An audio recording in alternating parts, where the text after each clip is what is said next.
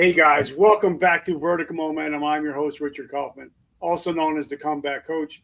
Guys, if you've ever wanted to make a movie, this is the episode for you. This is one of my favorite short form movies that I've ever watched. So, Thanks. guys, we're going to be talking about how to make a movie, how to produce it, how to monetize it, and then how to make it into a long form movie. Guys, welcome to the show. I'm so grateful that you guys came on the show, and I absolutely love Catharsis. Yeah, thanks for having us, Richard.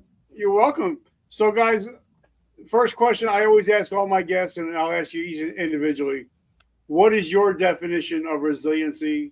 Because I'm sure it took a lot of resilience in order to make this movie possible.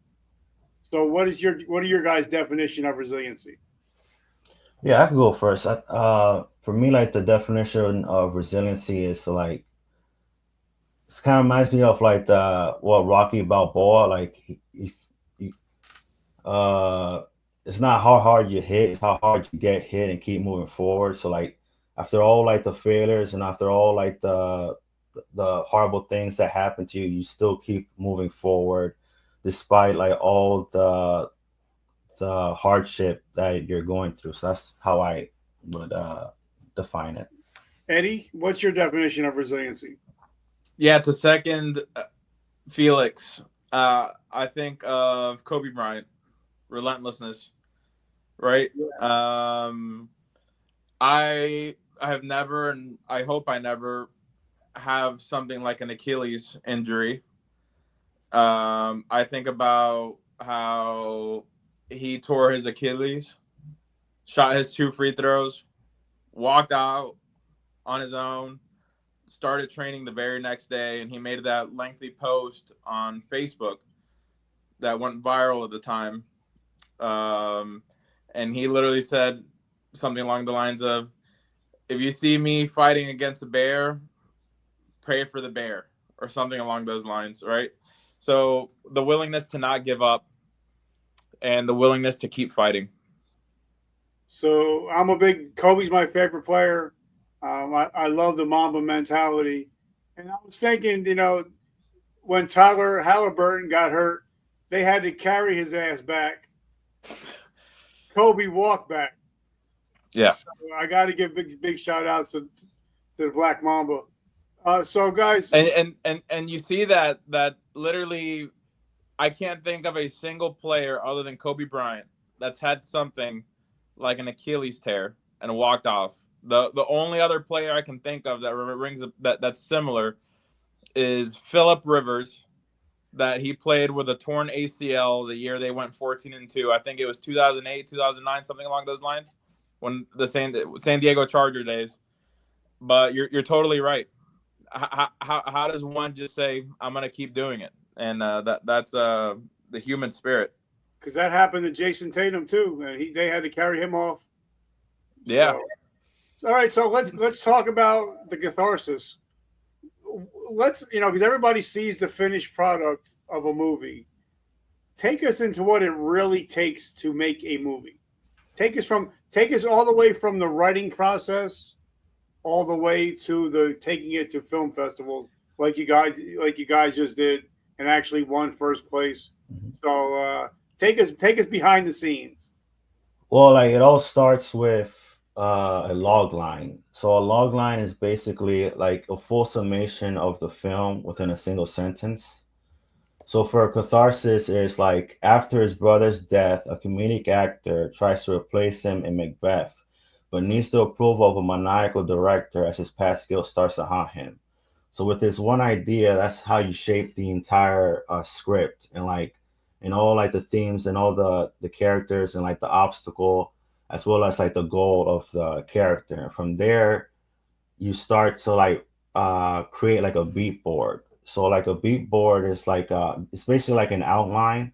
So I created like a beat board where I use like index cards, and I within those index cards I create the scenes of the entire film, and I try to like put them in all in chronological order in order to create the script. And from the script, I start to create to create the first draft, and within that first draft, I sent it out to my instructor. But like in the film industry, like we're treating it as if like the instructor is a film studio. So you hand that first draft to the film studio. If within that film studio they give you feedback and you start to create revisions. So that's like the first element, the first stage, which is like pre-production. So and like it just moves on from there. Yeah. So where did the thought process for this movie come from? So I have a theater background.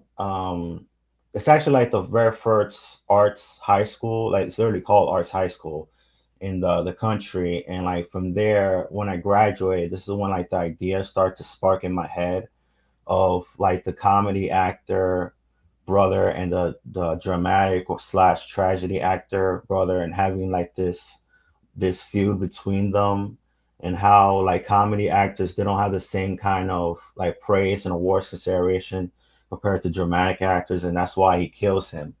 But like, as you like watch the film, you get to see like what like in the end why he truly killed his brother. So yeah. And I got to say, the acting Yeah. is amazing. Yeah, thank you. So how did you and Eddie? How did you guys form the dream team? Well, actually, like Eddie, actually like found Eddie at an audition.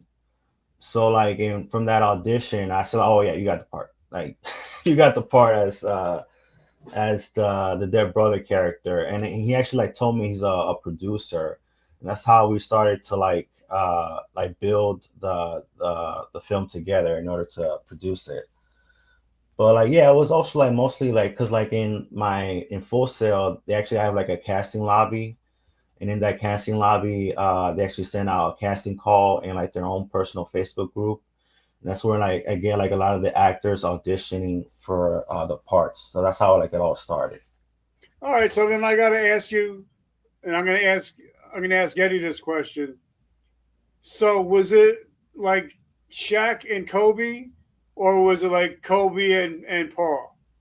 Which one was it like? Oh man, that's a big question, man. That's a big question. I you know what? I think oof, my gut tells me more like Kobe and Powell. And because right now I feel like where Felix and I are, that we've already had a lot of our initial background, right? We're not listen, everything takes really hard work. And we've had our wins and our losses, but if it wasn't for the first wins and first losses, we wouldn't have been able to put something like this together, right? So I didn't know what Felix was like a year or 2 years ago, right? We at this point we've known each other now for maybe right about a year, coming up on a year. Mhm. And but still, we're still on the way to win a few championships, and I feel really good about that, about the second half of where we can take things, right?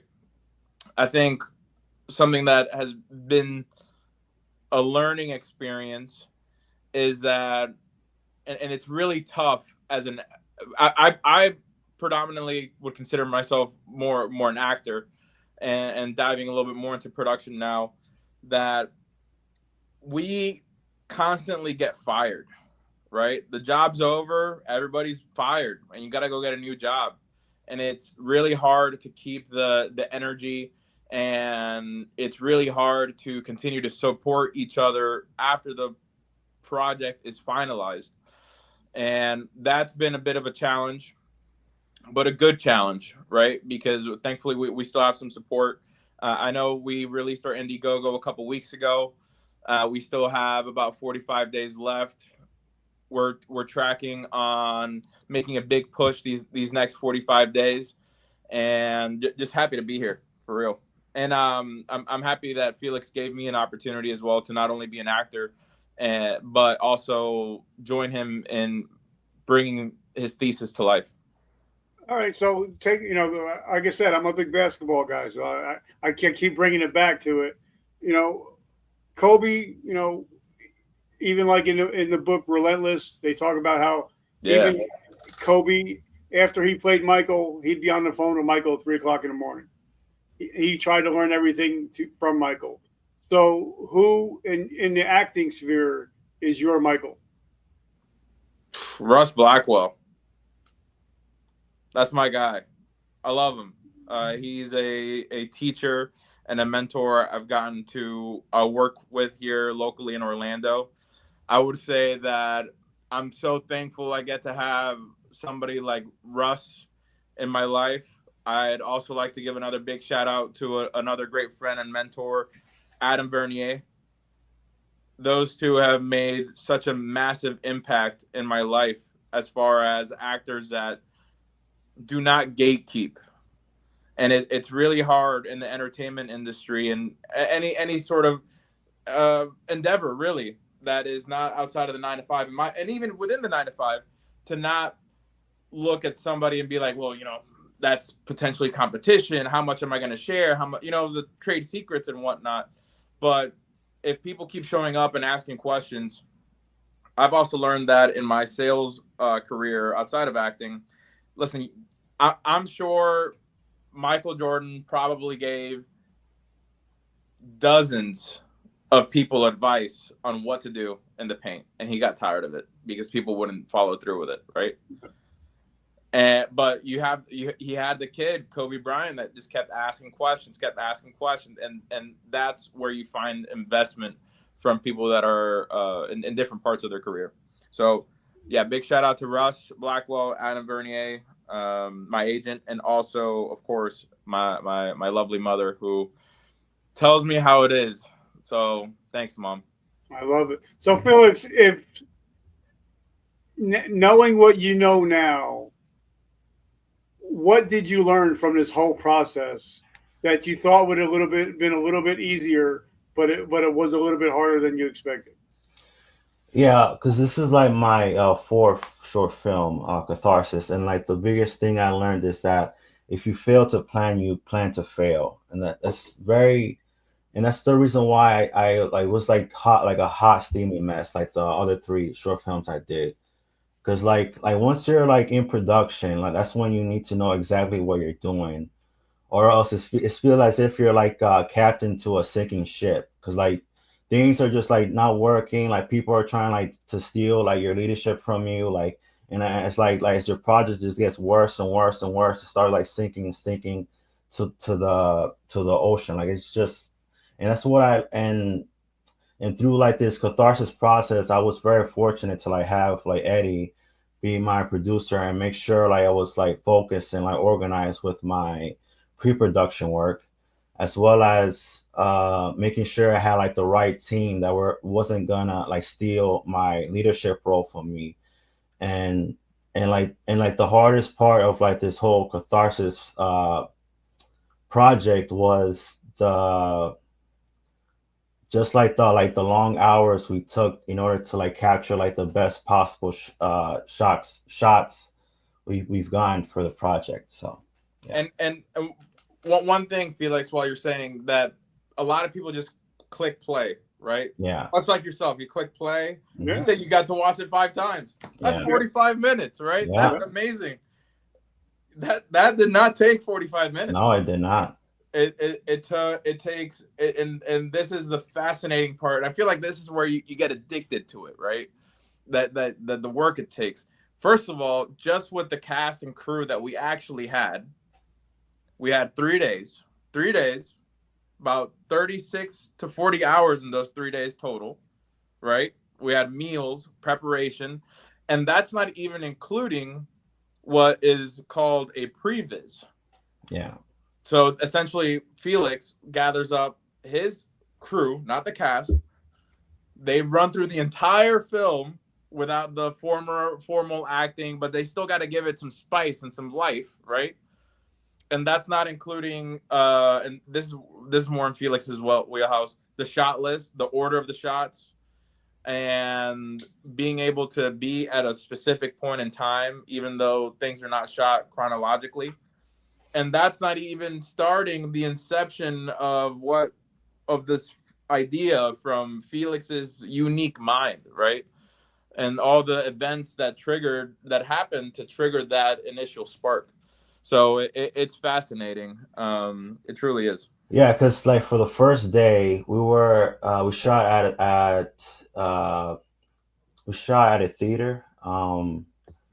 That was just like 2 scenes. It was like we were there for like 9 hours straight. Like it was that intense because we made sure to get like as much like coverage as possible. So like for like coverage, it means like to get like every angle of a scene, and they have to like and the actors have to like just constantly like run their lines from like beginning to end. And we had in order so like once we go into the post-production phase, we start like mixing and matching which shots we want for like the finished product. So like it was like insane, like absolutely insane. Yeah. So, this is a question for both of you guys. Did you guys ever wake up at like 2 or 3 in the morning and just think, what the fuck am I doing? I just want to quit. And did you ever just reach out to each other and be like, hey, I'm struggling today. I want to keep going, but I need you.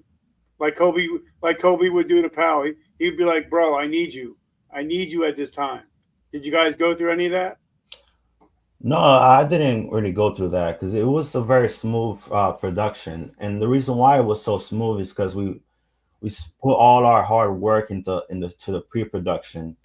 So by the time we started shooting, we knew exactly what to do, and made sure that there wasn't any bad accidents that happened on set. So I didn't really suffer from that problem at all. I think we balanced each other really well.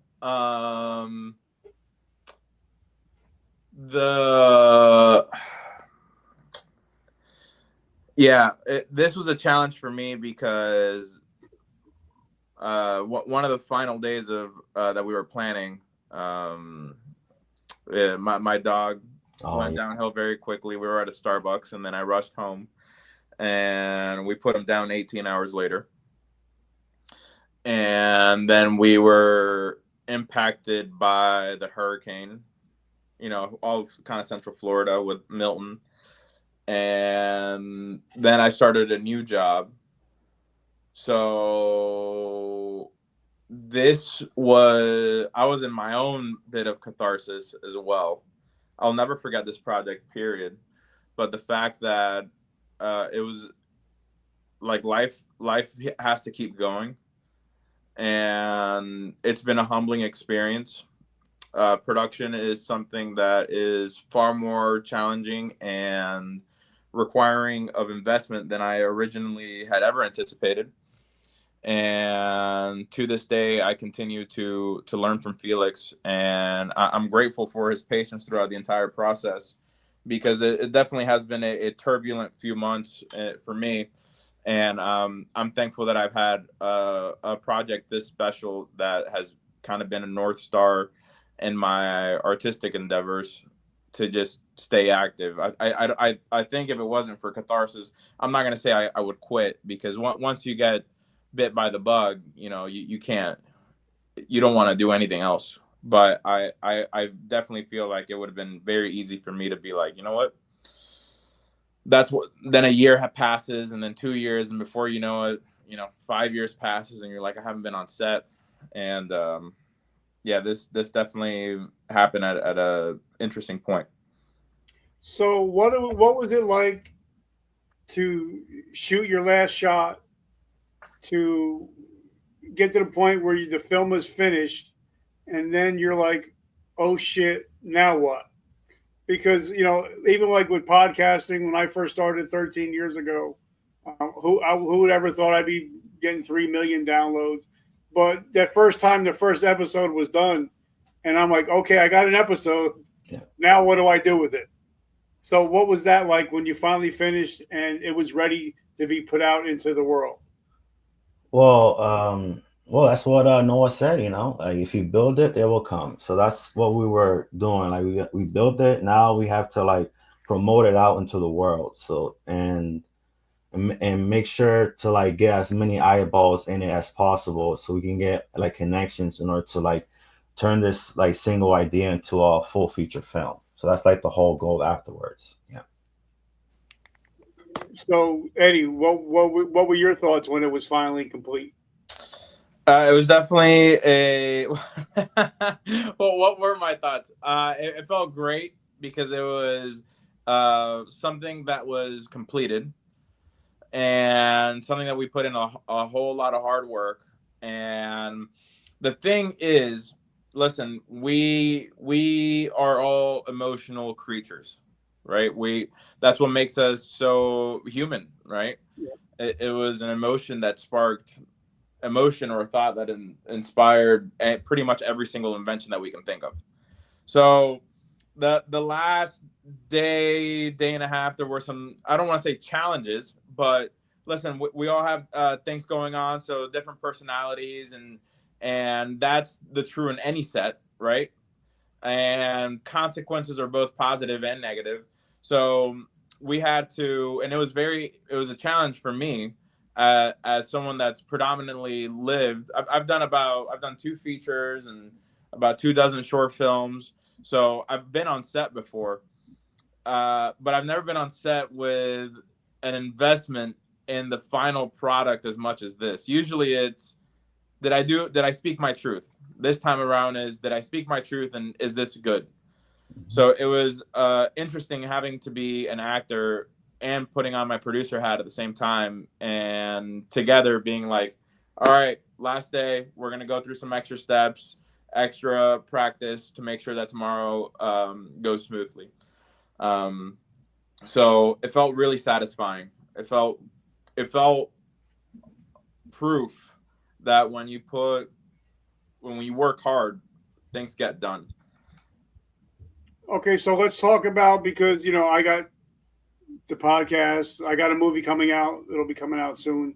I got 2 books that are out, #1 bestsellers. But a lot of people don't realize, okay, just because you have a book out or a movie out, nobody's going to see it if you don't market it. Yeah, exactly. And marketing, especially if you're on a shoestring budget, it's really hard if you're not getting out there shaking hands and kissing babies. Like we met at Paradox Comics, talking about Lou Ferrigno. Yeah. But you were still there. You're like, you were marketing. So talk about how important marketing is, especially when you get a film that's coming out. Yeah, I'll give massive kudos to Felix. Felix has definitely put the team on his back these last few months. He's built out a lot of the following, and I definitely could have done and could still do a much better job for marketing. I think that following one of Picasso's quotes of "good artists copy, great artists steal," right? I think this was a learning experience that next time around, and this mentality might kind of take away from the art, but the fact is that it's show business, and it is a business, right? You said it yourself, right? Hey, how are people going to see it if you don't have something in place? I feel I really respect Felix, because as an artist, you have to have the mentality of, hey, you just got to get it out there. If it does well, great. If it doesn't, great. We just got to keep going. And I was definitely more on the paralysis analysis side of things. So I kept overthinking it, and all that to say that definitely need to have a plan together, a content schedule. I think well ahead of time, and have something that's at least a decent framework and expectation of deliverables. So my hats off to Felix. Catharsis, the Indiegogo is still not finished yet. So more marketing, more things are coming out soon, and we're really bullish that we're going to hit our goal. And I come from a big professional wrestling background. I have a lot of guys, a lot of friends in the WWE. You do everything, brother. Yeah. I got a lot of friends like Triple H, The Undertaker, and it's funny. I would see a lot of people that would go to do a wrestling show, they would be on the show, but won't even promote it. And that always drove me nuts. Yeah. So did the same thing in the acting realm, where people would want to be in a movie, but they don't want to promote the movie that they were in. Yeah, I think that's been a challenge for me, that I could be doing a much better job. I've been really focused on personal health goals, so I've been making content on things that have been more about me. And I'm like, to your point, it's like, well, damn, like why am I not pushing more of this when not only I'm going to call it what it is, like obviously I'm financially incentivized as well because I invested in it, but also because of the message that I believe in. So it's hard to sometimes look at things holistically, and you're totally right though. This is a good call out, because if you're part of something, you might as well put it out there, especially if you believe in it. Yeah, So and it's that's not like I have people come on my show and then they don't promote their own episode Yeah. that they were on the show, and I'm like, well, then why even come on if you're not even going to promote your own episode? yeah, You and, know and what I that's the problem we're facing, because they've been helping me out a lot, my cast members. However, like the crew members, I feel like they just moved on. Because like that group chat it's like really is dead, and like we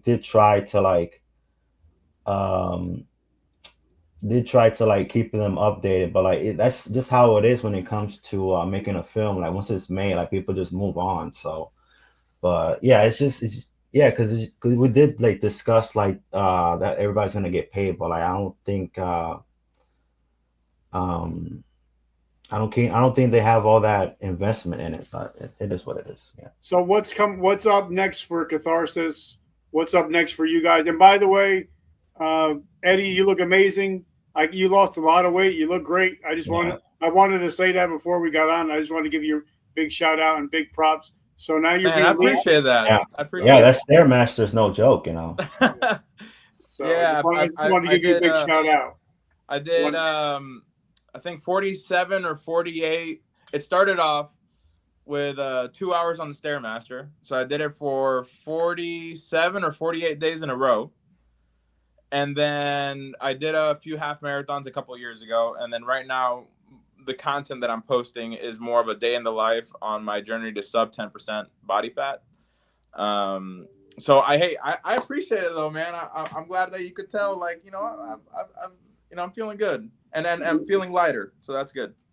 So what's next? What's up for the Catharsis boys now? Yeah, so I'm almost done with the first draft of the full feature script, and we're planning on doing a table reading with like the four major casts from like who helped me out with the short film. That's gonna be held on October. What else? Yeah, and we're gonna have notification dates coming up for like all other like major film festivals. So Yeah. Okay, and so then, now can you guys still hear me? go ahead. Yep. I'm You're pulling fading. it up. Where are we at? All right, so we got 39 days left, and we got $4,100 to go. So the next 40 days are about that push. yeah, that's it. So you got to start pushing. I know you guys have a TikTok account, and what else you guys got that people can? Yeah, we have an Instagram account, we got a TikTok account, we got a Facebook group, we also have a LinkedIn group. It's all the Catharsis movie. Yeah, that's the handle. All right. Well, guys, I just want to say thank you so much for coming on today. I appreciate you guys. Yeah, thanks for the opportunity. Thanks. Yep, and this will be going out. This is out live already. It's going to become going out a second time. So, this is live right now. Yeah, we're live, baby. We're live. What's up, world? Right. How many people we got on right now? We have about 70 or 80 popped on. All right, that's good. Well, thank you so much, everyone, for hopping on. You're here because you believe in something, and that's about vertical momentum, resiliency, and getting after it, right? So in your hopes and dreams and your crafts and endeavors, know that anything that you can do, you absolutely can put your mind to. There's gonna be people that say that you can't do it, and then there's gonna be people that say that you can do it. Right? I used to say this to when I was in college to some of the younger guys in my fraternity. If you ever feel that moment that you have a dream, right? You give a parent or a friend a call. You say, hey, this is what I want to do with my life. We're only here once, right? We only get to do this once. And hopefully you get the support of somebody saying, absolutely, you can do it. And then latch onto that, because you truly only need one person. And then there might be somebody that says, well, that's pretty silly.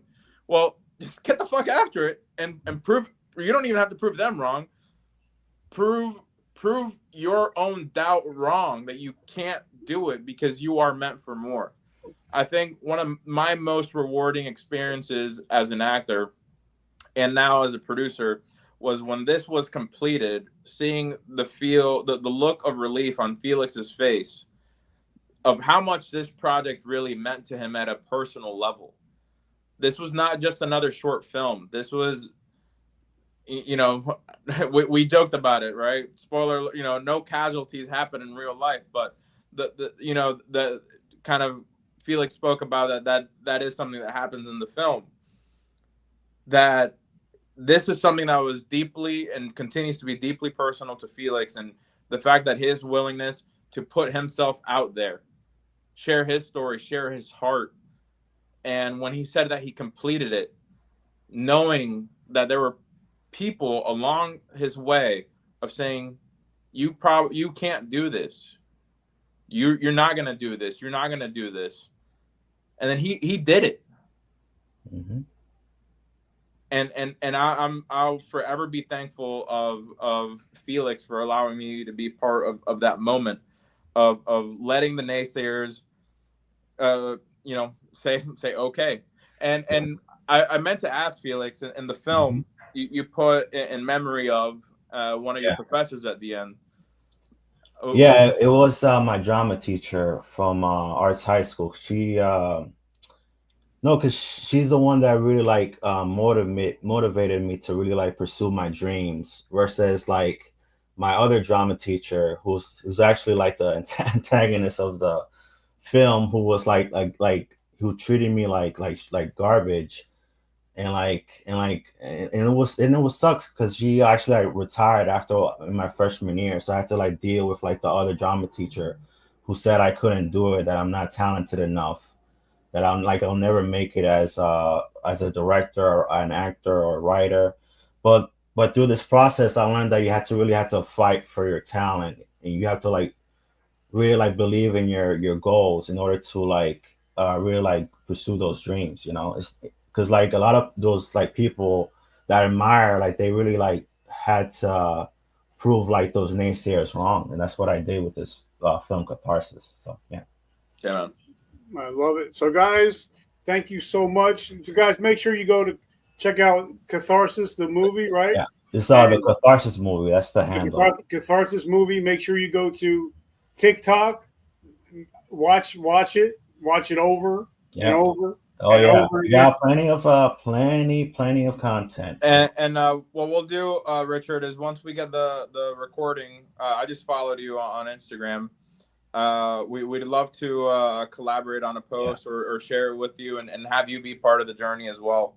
Actually, as soon as we hang up, you're going to get the hard copy. You're going to get from YouTube within 10 minutes. You'll have it. Great. Well, that's Felix's wheelhouse. He's the editing master. Right. So I'll defer to him. All right, guys. And I'm so grateful that we finally got together. Me and Felix were going back and forth forever. So I just want to say thank you, guys. Thank you.